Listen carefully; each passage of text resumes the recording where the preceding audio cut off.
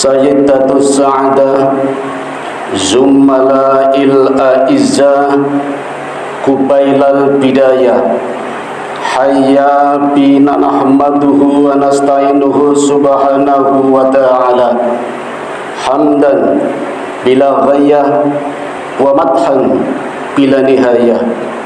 Ashhadu an la ilaha illallah wahdahu la syarika lah wa ashhadu anna Muhammadan abduhu wa rasuluhu la nabiyya ba'da. Allahumma salli ala sayyidina Muhammad wa ala ali sayyidina Muhammad.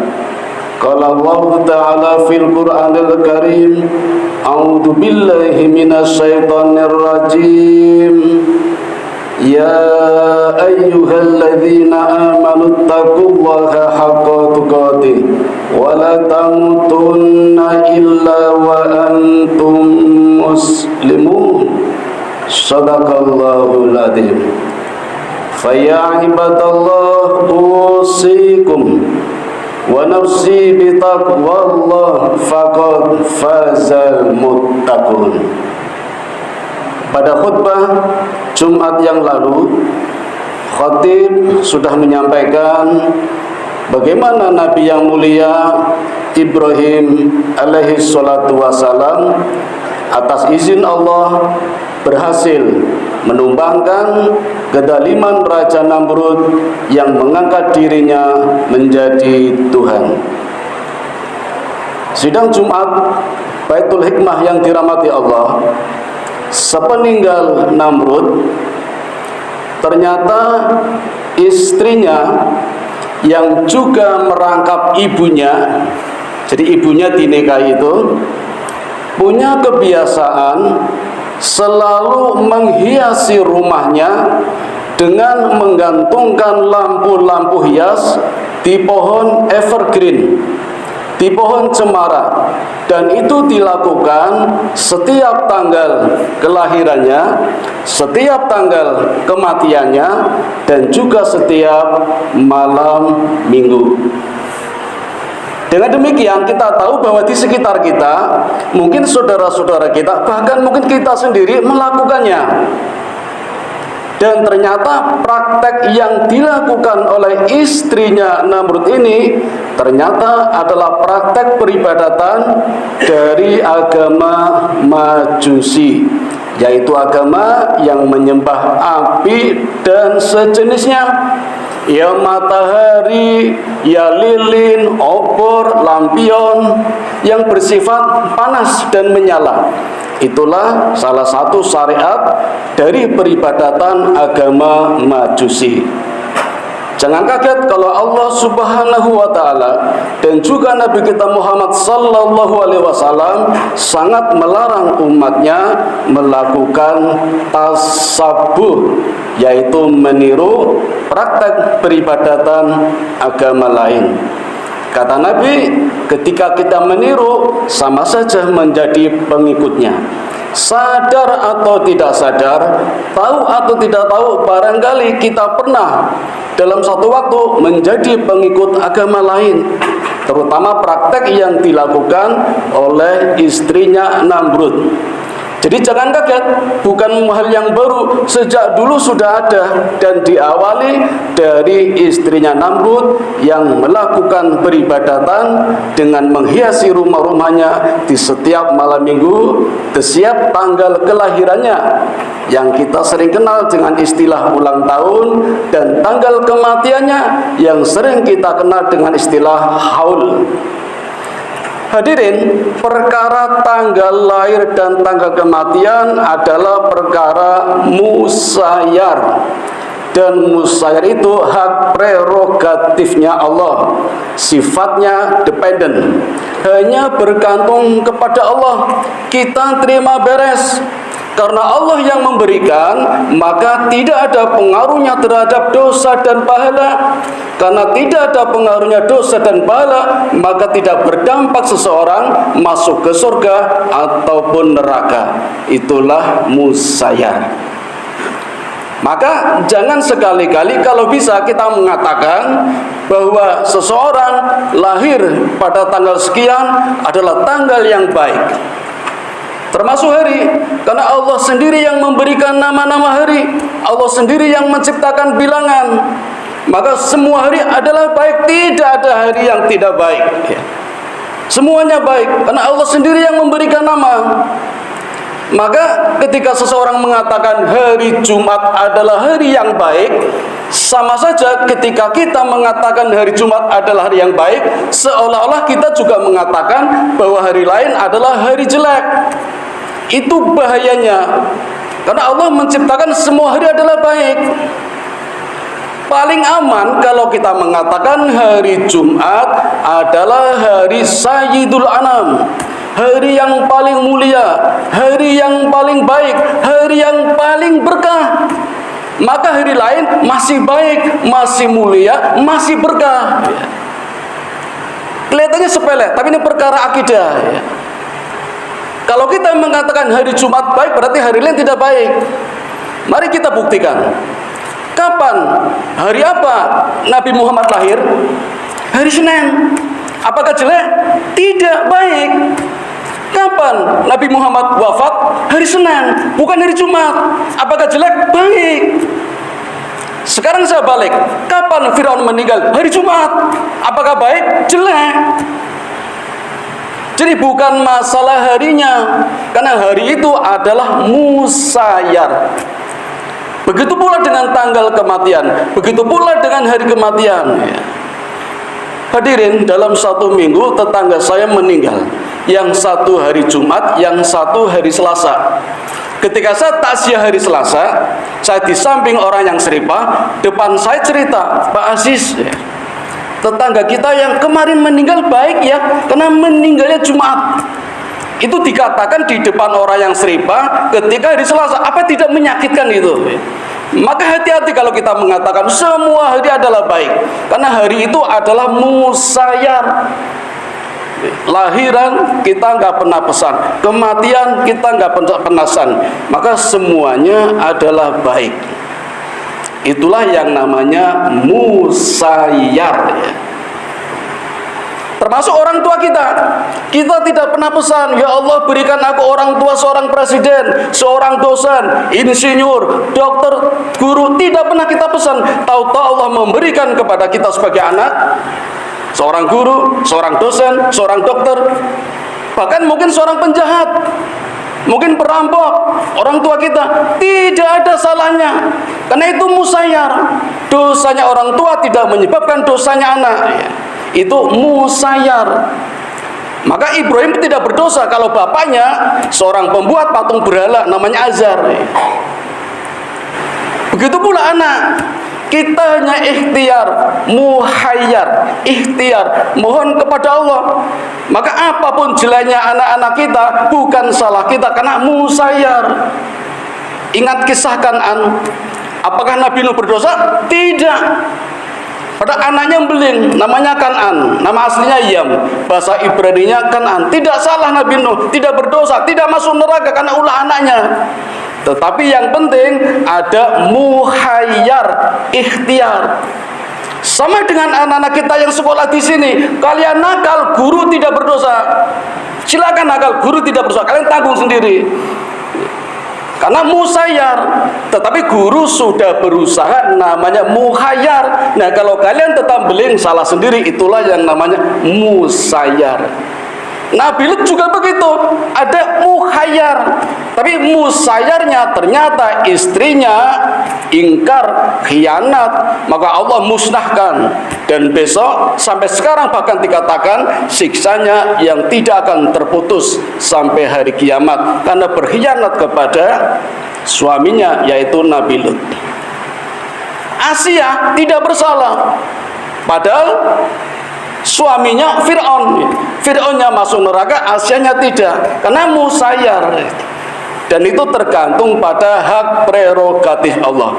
Betapa besar perjuangannya Abu Thalib, tapi ternyata di akhir hayatnya masih dalam keadaan jahiliyah. Itulah yang namanya musayyar. Termasuk tubuh kita juga musayyar, rambut kita musayyar. Kalau Nabi punya rambut antara ikal dan keriting, tidak lurus, panjang, itu memang sifat Nabi dan itu musayyar. Maka tidak ada orang yang bersalah kalau tidak mengikuti syariat, karena bukan syariat. Rambut itu bukan syariat. Tidak ada orang karena rambutnya pirang kemudian masuk surga, dan kalau rambut keriting masuk neraka. Tidak ada. Nggak ada pengaruhnya terhadap dosa dan pahala. Nah, muhayyarnya kalau disemir. Nah, disemir inilah yang namanya muhayyar. Bisa berdampak positif, bisa negatif, bisa berdosa, bisa berpahala. Itu muhayyar. Termasuk mata kita. Ketika kita, bukan kita, tapi saya pernah lihat, kita mungkin pernah mendengar, ada orang yang kornea matanya ditato badan sudah biasa, ini tato di mata kornea, digambari Hello Kitty dan sebagainya. Nah, itu muhayyar. Ketika orang mentato mata, itu sama saja seolah-olah mata yang dimiliki tidak sempurna, padahal ciptaan Allah.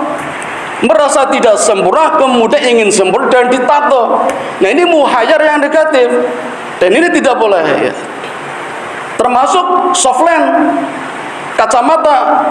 Kalau tujuannya mempertajam pandangan, karena mungkin mata kita mulai berkurang, bolehlah pakai soft lens, muhayyar yang positif.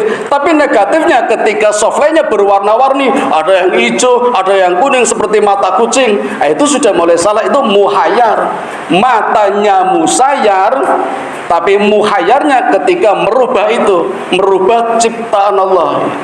Jadi disitulah perkara antara musayyar dan muhayyar. Warna kulit juga begitu. Tidak ada orang yang kulitnya putih kemudian masuk surga, dan yang kulitnya hitam masuk neraka, belum tentu.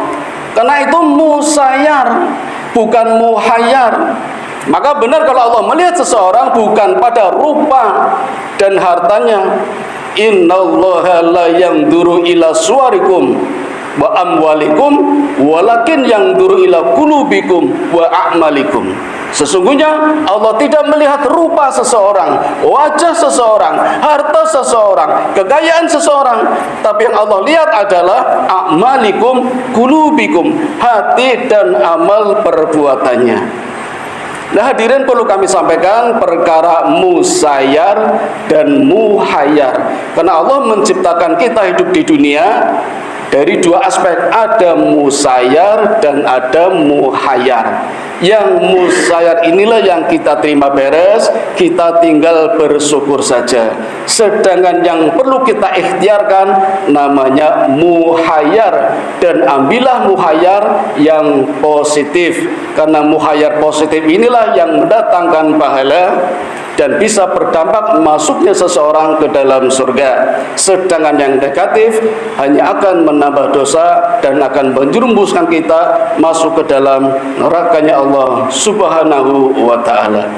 Demikian khutbah singkat yang dapat kami sampaikan, mudah-mudahan ada manfaatnya. Wa qur rabbirfir wa anta khairur rahimin.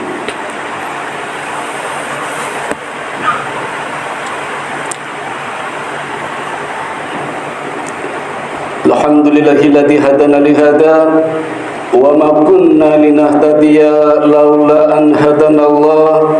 Asyhadu an la ilaha illallah wahdahu la syarika lah wa asyhadu anna Muhammadan abduhu wa rasuluhu la nabiyya ba'dah. Allahumma salli ala sayyidina Muhammad wa ala ali sayyidina Muhammad. Qala Allah Ta'ala fil Qur'anil Azim, a'udzu billahi minasy syaithanir rajim.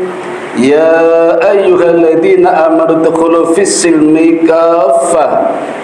Ayyuhal muslimun ittaqullaha haqqa tuqatih wa la tamutunna illa wa antum muslimun. Hadirin yang dirahmati Allah, marilah kita kembangkan mukhayyar, tentu yang positif. Dan Nabi juga berpesan semampunya, artinya bertahap untuk menuju takwa. Karena takwa itu dalam satu dimensi adalah suatu proses yang tidak akan pernah selesai. Makanya setiap Jumat khotib selalu mengajak kepada kita untuk meningkatkan takwa kita. Artinya takwa tidak akan pernah selesai, terus bertingkat-tingkat sampai setinggi sebanyak di mana kita paling banyak membaca ayat Quran dalam kehidupan dunianya. Maka besok di padang mahsyar Allah akan berseru, ya umatku, ya umatnya Muhammad, naiklah ke tangga setinggi tangga yang bisa dinaiki. Seberapa tangga yang bisa kita naiki? Ternyata tingginya sebanyak ayat Quran yang pernah kita baca di dunia. Maka semakin sering kita membaca Quran, semakin tinggi tangga yang dapat kita naiki untuk diselamatkan Allah dari ganasnya padang mahsyar. Dan itulah takwa yang tertinggi yang tidak akan pernah selesai. Mari kita berdoa bersama-sama, mudah-mudahan kita termasuk golongan pada orang yang bertakwa sebagai umat Nabi Muhammad sallallahu alaihi wasallam. Amin ya rabbal alamin. A'udzu billahi minasyaitonir rajim. Bismillahirrahmanirrahim. Innallaha wa malaikatahu yusholluna 'alan nabi. Ya ayyuhalladzina amanu shallu 'alaihi wa sallimu taslima. Allahumma shalli 'ala Muhammad wa 'ala ali Muhammad kama shallaita 'ala Ibrahim wa 'ala ali Ibrahim wa barik 'ala Muhammad wa 'ala ali Muhammad kama barakta 'ala Ibrahim wa 'ala ali Ibrahim innaka Hamidum Majid. Allahumma ighfir lil muslimina wal muslimat wal mu'minina wal mu'minat al ahya'i minhum wal amwat innaka sami'un qaribun mujibu da'wat wa qadiyal hajat wa qati'us syahwat.